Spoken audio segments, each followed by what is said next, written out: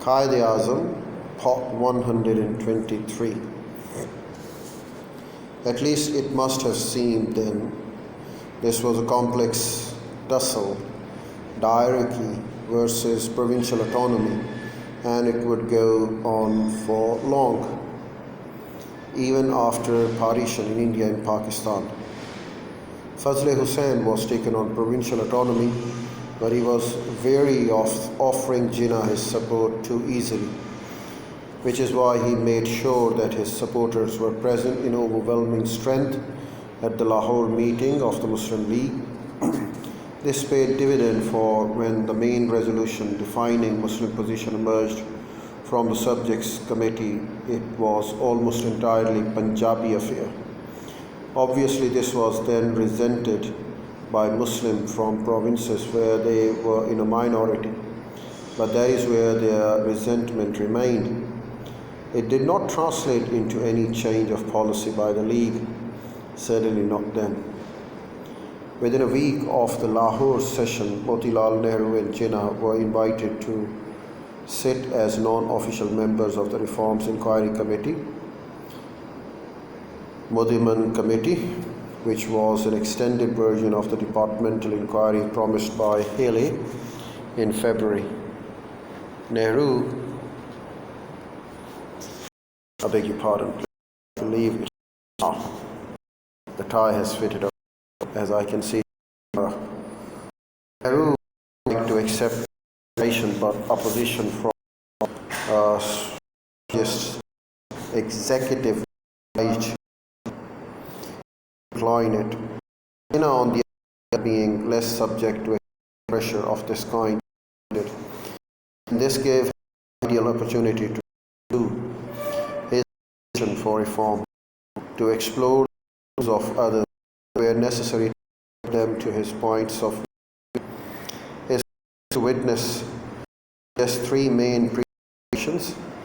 He sought first to show that the hierarchy had failed, that the Constitution needed following. Secondly, counter the argument that communal tension and obstacle to advance.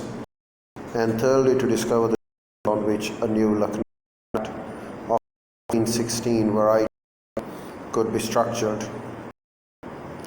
Met with opposition chair Alexander Imam, also the home from Muhammad Shafi, the Muhammad Shafi member, been put on the only point of jail